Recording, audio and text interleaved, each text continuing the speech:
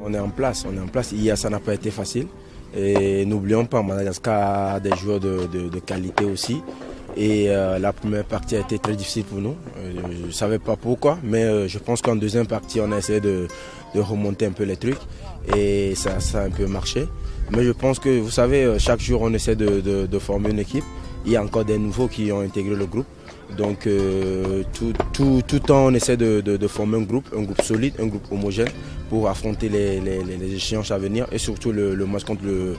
Nous sommes en préparation pour le match contre le Bénin et je pense que le deuxième match aussi nous fera du bien et je pense qu'on sera prêt pour le match contre le Bénin. Il faut qu'on franchisse un palier dans ce domaine-là et puis qu'après on soit plus adroit dans la dernière passe, dans le dernier tir. Là on a encore un petit peu un déficit mais l'animation est bonne, puis la volonté est là, les joueurs sont très concernés. Là, on voit, il fait très froid et tout, mais ça a été une bonne séance ou de décrassage pour certains ou d'entraînement pour d'autres.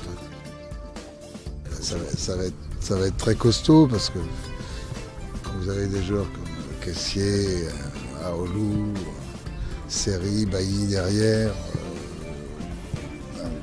devant ça va probablement être Giovannicio, Marc-Alain Gradel et Pépé, c'est-à-dire que c'est des joueurs tous de très très haut niveau, très dangereux.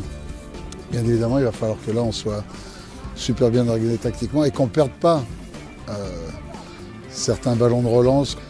Face à la Côte d'Ivoire, c'est ce que je disais hier après le match, certaines petites erreurs d'inattention de notre part, on les perd à cash parce qu'en face, il y a un talent énorme dans cette équipe de Côte d'Ivoire. La Côte d'Ivoire, c'est une équipe dans le classement FIFA et tout. C'est une équipe qui a beaucoup de joueurs de qualité, qui jouent dans de bons clubs, comme vous le savez. Mais vous savez, nous sommes en phase de préparation. Et je pense que le coach aussi est conscient de cela. Il va essayer de bouger les pions. Et nous sommes conscients aussi de l'ampleur de ce match. C'est un match qui va nous aussi propulser dans le classement FIFA. Et je pense que nous allons l'aborder avec beaucoup de sérieux et beaucoup d'engagement. Donc bien évidemment, Cheyi démarrera le match demain. Il y aura d'autres ajustements techniques et tactiques dans ce match contre la Côte d'Ivoire parce qu'on sait qu'il va falloir être très présent. Il va falloir surtout essayer de ne pas leur permettre de fabriquer du jeu au milieu parce que c'est à partir de là qu'ils peuvent trouver des joueurs qui vont très vite dans les intervalles comme Pépé, mais surtout Marc-Alain Gradel et Giovannicio. Donc il va falloir essayer de bloquer leur base de relance au milieu de terrain et puis penser aussi à Bailly sur les coups de pied arrêtés, à Serge Aurier qui est capable de toujours créer le surnombre sur le côté droit. Donc on va parler de tout ça entre nous.